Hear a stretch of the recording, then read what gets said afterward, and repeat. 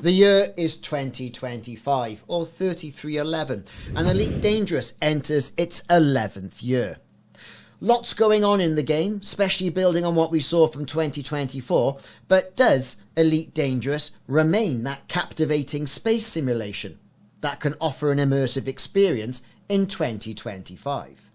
New commanders are joining the game based on the back of Amazon promotions and low prices on Steam stores and other platforms. Old commanders are coming back, worrying what they're missing. But what are they missing? And are you missing out too?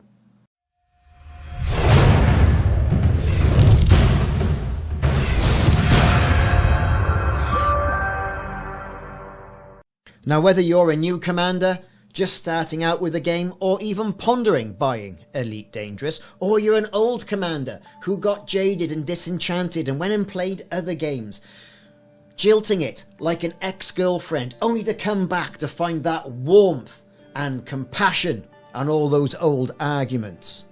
You can't argue that Elite Dangerous does stand as a testament to immersive gaming that's earned accolades for its groundbreaking scale and persistent universe. Its continued development with new features and content that's regularly been introduced, and the community aspect that is reintroduced to the community via the magazine show Frontier Unlocked, has ensured that this galaxy has remained captivating for seasoned commanders, new commanders, and aspiring pilots alike. But why is it really good, and why could you be missing out? Well, like many of the games, it's set in space. And that's fantastic. You fly a spaceship, you can walk around, you can shoot people with a gun, you can shoot people with lasers, you can do exobiology. All these things are compelling, just to name but a few. Elite Dangerous has been realised in a one-to-one representation of the Milky Way galaxy, something that a lot of games struggle to do even now, even to get a system out. It boasts a meticulous, crafted digital replica based on science, models and theories, featuring over 400 billion stars that only a small percentage, even now after 11 years in the game, have been explored. This staggering scale does indeed foster that sense of awe and wonder, truly making you feel like a tiny speckle in the grand cosmic beach, or a tapestry, as it were. You also have semi-realistic spaceflight using a Newtonian model. The game meticulously simulates those laws of physics, from inertia and gravity to the effects of hyperspace travel, adding a layer of realism that enhances the immersion and challenges pilots to master those nuances of spaceflight, whether you're flight assist on or flight assist off. For new commanders not familiar with the game, you can marvel at the stunning visuals, even though the game has gone through several graphic overhauls in its lifetime. The breathtaking, nebula and vibrant planetary landscapes, to the intricate details of the cockpit of your spaceship and the exteriors, Elite Dangerous, you cannot argue, does not deliver a visually stunning experience. The game does leverage, some could say, some really good graphic technology to create a truly awe-inspiring cosmic spectacle. There's that word again, spectacle. And that's what Elite Dangerous is. A grandiose spectacle.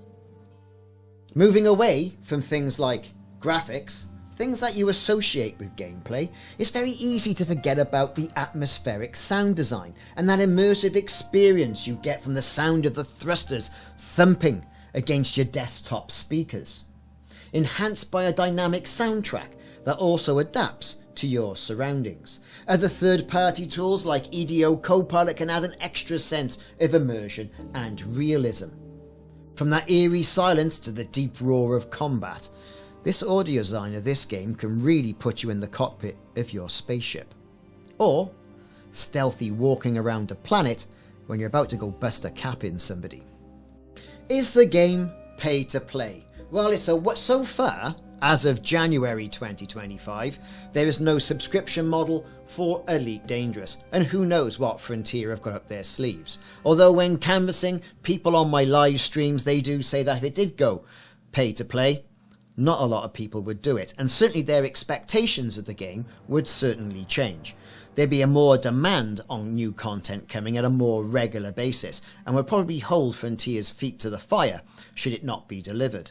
However, Frontier have decided that Elite Dangerous, as for now, and for us we know there are no reasons to change this, it's one price, gets you the game, and you can crack on and play. Now, Elite Dangerous, the base game, is available for an absolute song on the platforms like Steam, Epic, even free over Christmas 2024 if you're an Amazon Prime subscriber. And you can also get the Odyssey DLC along with that for a very small nominal amount. You can probably get both games for under £10 British.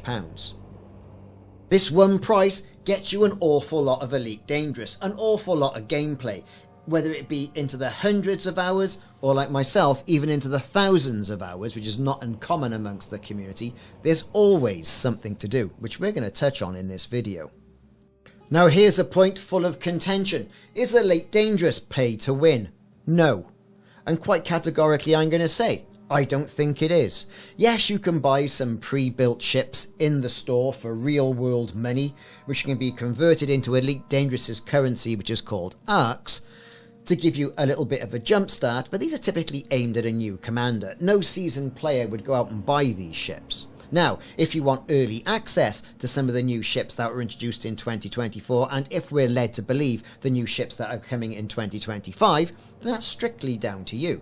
They're then are made available in-game for credits during the next release cycle, which typically has been every quarter, looking empirically back at what happened in 2024. So is it play to win? No. Is it play to pay? Play to play?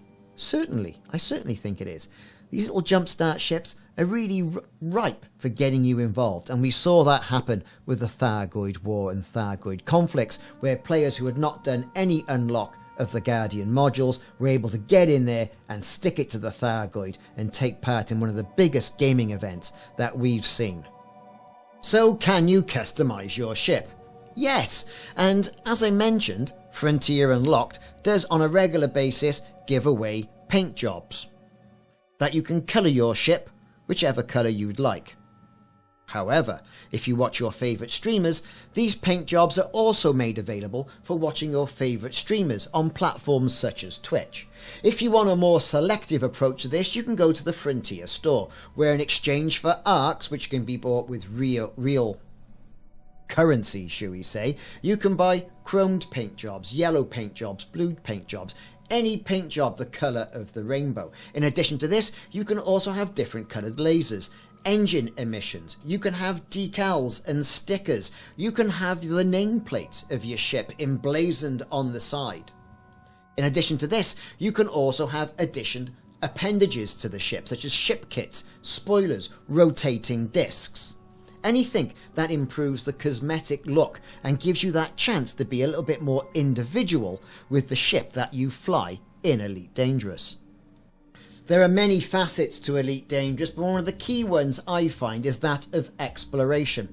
Whether you're going into uncharted territories of the one-to-one representation of the Milky Way galaxy in your ship, or whether you're landing on foot and getting that first footfall and claiming that planet as you being the first adventurer to discover it, that's perfectly up to you. You can gather scientific data, scan planets, uncover ancient artifacts and relic sites. You can also contribute to the ever-expanding knowledge of the galaxy by all your discoveries being put into your pilot's codex.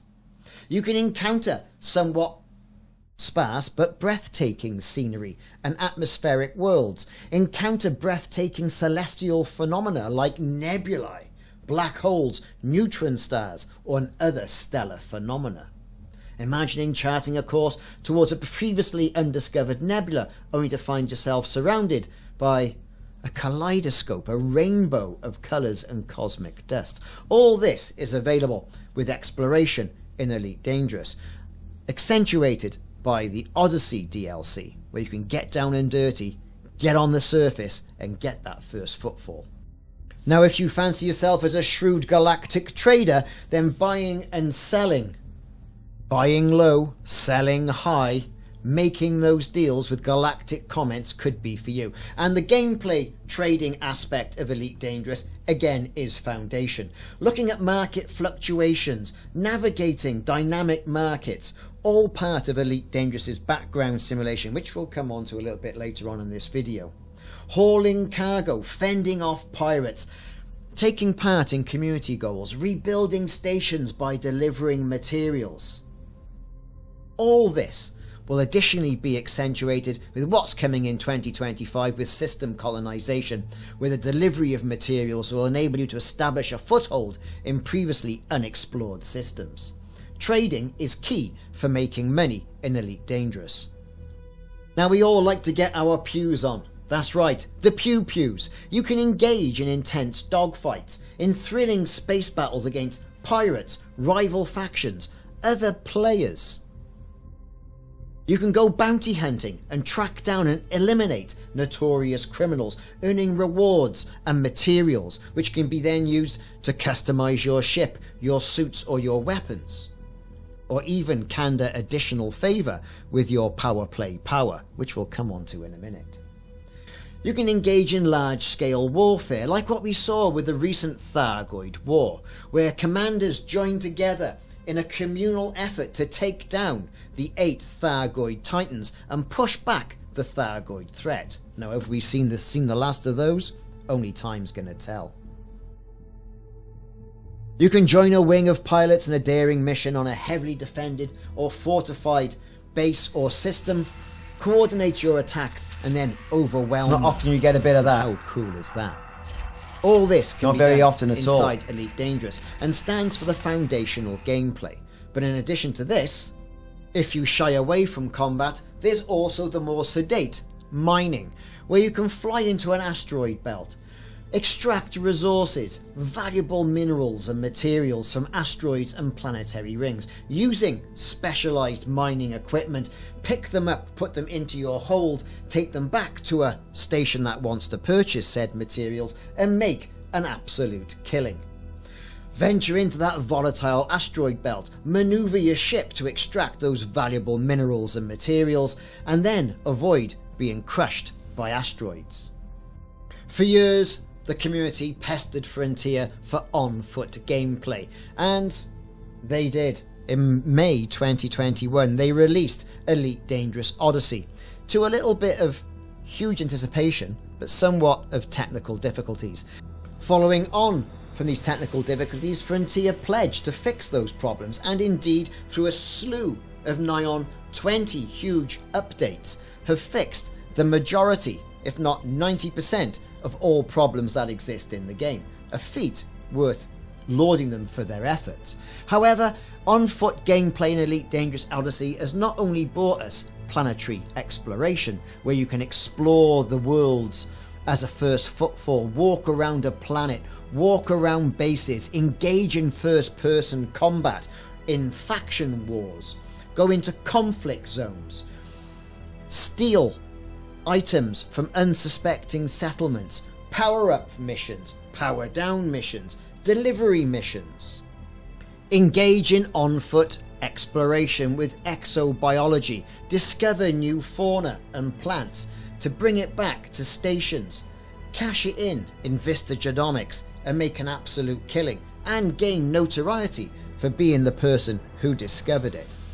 Spend in-game credits and gain access to your very old mobile command centre, your fleet carrier, where you can ferry around your fleet of ships to different systems, using it as a base of operations, not only for your carrier fleet, but also as a trading hub where you can offer your wares to other commanders who can purchase materials from you via the bartender.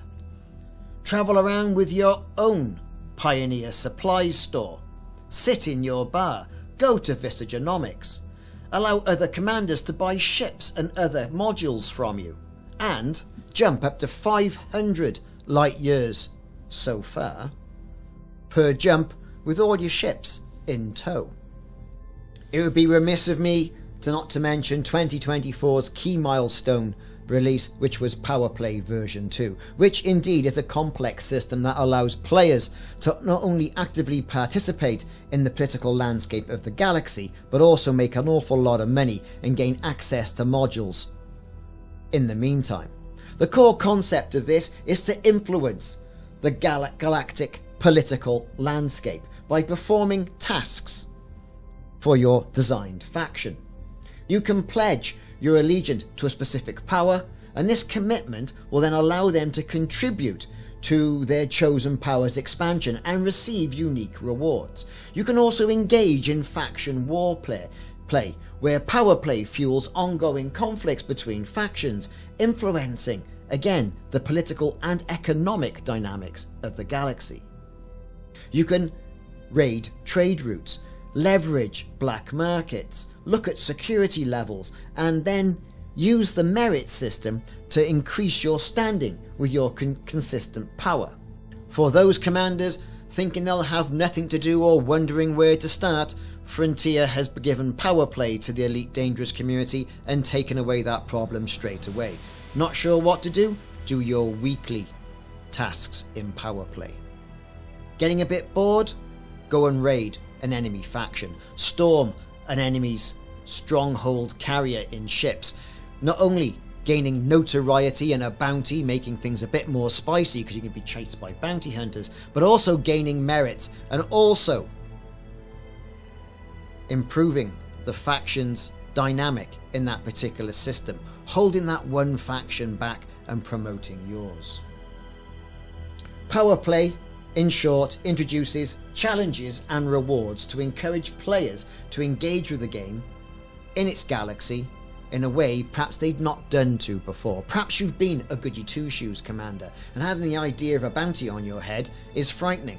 Well, you've missed out on an entire gameplay of being pursued throughout the galaxy by bounty hunters. This gives you that opportunity to experience this. And at the end of the day, it is only a game. Now, whether you're a new commander, an old commander who's returning, or whether you're an existing commander who's not experienced the full wealth of Elite Dangerous, it's time to jump back in.